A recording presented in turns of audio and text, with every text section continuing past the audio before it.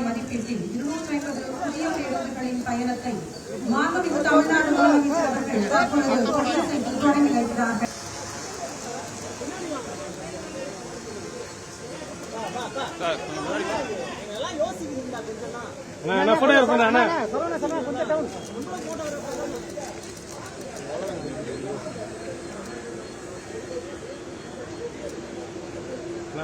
உள்ள போயிடாதா போல போல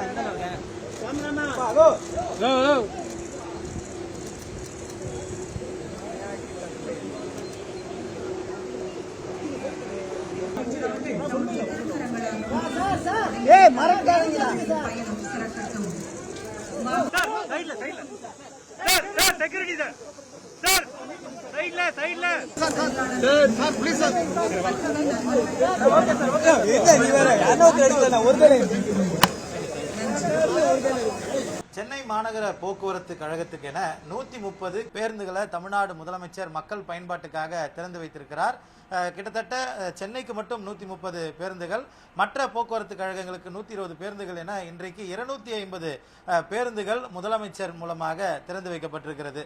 முழுமையாக குளிர்சாதன வசதி செய்யப்பட்ட பேருந்து தான். அந்த பேருந்தினுடைய காட்சிகளை நமது ஒளிப்பதிவாளர் ஏற்கனவே காண்பித்துக் கொண்டிருக்கிறார். ஸ்விட்ச் சார்பில் OHM நிறுவனத்துடைய தயாரிப்பில் இந்த பேருந்துகள் தயாரிக்கப்பட்டிருக்கிறது. சென்னையில் மட்டும் MTC சார்பாக 130 பேருந்துகள் இன்று புதிய பேருந்துகள் மக்கள் பயன்பாட்டுக்காக திறந்து விடப்பட்டிருக்கிறது. ஒரு பெண் நடத்துனர் இருக்கக்கூடிய பேருந்துல முதலமைச்சர் ஏறி இந்த பேருந்தில் இருக்கக்கூடிய வசதிகள் எல்லாம் கேட்டறிந்தார்.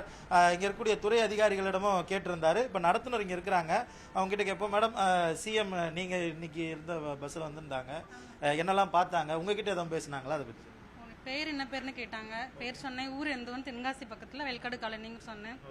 வேற எதுவும் கேட்கல. இப்ப பஸ்ஸை பொறுத்த வரைக்கும் என்னென்ன இருக்குன்றதெல்லாம் என்னன்னா லேடிஸ்க்கு வந்து ரொம்ப ஃபுல்லா சேஃப்டியான பஸ் தான் சார்.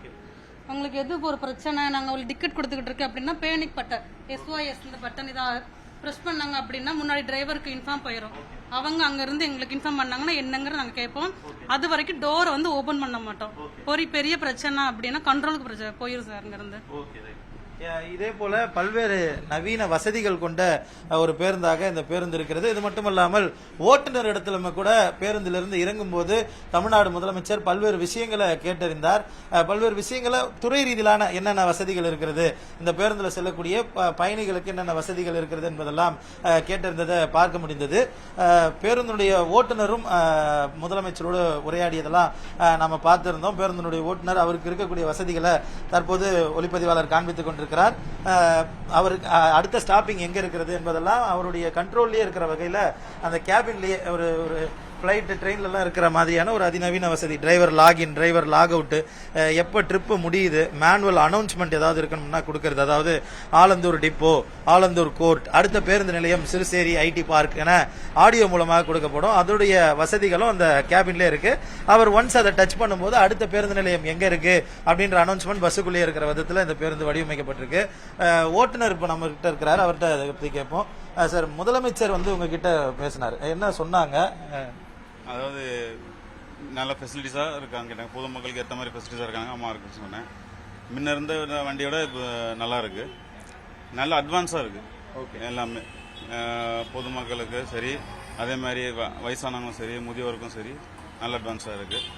அதே மாதிரி பொதுமக்கள் உள்ளே இருக்கும் போதும் இப்போ ஒரு ஸ்டாப்பில் தரவிட்டாங்கன்னா அவங்களுக்கு எங்களுக்கு எச்சரிக்கை பண்ணுற மாதிரி ஸ்டாப்பில் இன்ஸ்ட்ரக்ஷன் இருக்கு. அதே மாதிரி பொதுமக்களோட உடைமைகள் ஏதாவது திட மாதிரி இருந்தால் அதுக்கும் பட்டன் இருக்கு, SOS பட்டன். அதை தட்டிட்டா நாங்கள் டோர் திறக்க முடியாது. அது எங்களுக்கு ஒரு அலர்ட் மிஷின், அது அலர்ட் சிஸ்டம். அது தட்டினாங்கன்னா சுவிட்ச் இருந்தாங்கன்னா நாங்கள் டோரை திறக்க மாட்டோம். ஏன்னா அவங்க உடைமைகள் காப்பாற்றி கொடுக்கணும். அதுக்காக அது எங்களுக்கு எச்சரிக்கையாக இருக்கும். அது ஒரு விதத்தில் வசதியாக இருக்கு. பார்க்கும்போது இப்ப கடைசியா இறங்கும் போது உங்ககிட்ட ஒரு ஒரு ஃபியூ மினிட்ஸ் போய் செகண்ட்ஸ் பேசினாங்கல்ல, என்ன சொன்னாங்க? எதுவும் இம்பார்ட்டண்டா சொன்னாங்களா? இம்பார்ட்டன்ட்னா பார்த்து ட்ரை பண்ணுங்க, சேஃபா இருங்க, பொதுமக்களுக்கு நல்லது பண்ணுங்க. ஓகே, இதுதான் இந்த பேருந்தினுடைய வசதியாக இருக்கிறது. ஏற்கனவே இந்த பேருந்துகள் மாநகர போக்குவரத்து கழகம் சார்பில் மாநகர் முழுவதும் இருந்தாலும் குளிர்சாதனப்பட்ட பேருந்துகள் அடுத்தடுத்து பயணிகளுடைய தேவைகளுக்காக பொது போக்குவரத்தை ஊக்குவிக்கும் விதத்தில் போக்குவரத்து கழகத்தின் சார்பில் இயக்கப்பட்டு வருகிறது. அந்த விதத்தில் இன்றைக்கு 250 பேருந்துகள் தமிழ்நாடு முழுவதும் முதலமைச்சர் மூலமாக திறந்து வைக்கப்பட்டிருக்கிறது. 130 பேருந்துகள் சென்னை மாநகர போக்குவரத்து கழகத்துக்கு மட்டுமென மக்கள் பயன்பாட்டிற்கு தமிழ்நாடு முதலமைச்சர் திறந்து வைத்திருக்கிறார். தவிர்க்க முடியாத தம்ப்நெயில்ஸ், கலக்கலான கண்டென்ட்ஸ், சினிமாவும் சீரியஸ் பிரச்சனைகளும், பல வருடங்கள் இடைவெளிக்கு பிறகு இந்த படத்துல ஒரு கலகலப்பும் கைகலப்பும், போயிட்டே தான் இருக்காரே தவிர பிரேக்கே இல்லாமல் பிரேக்கிங் நியூஸ் சொல்லும் தந்தி டிவி ஆப்.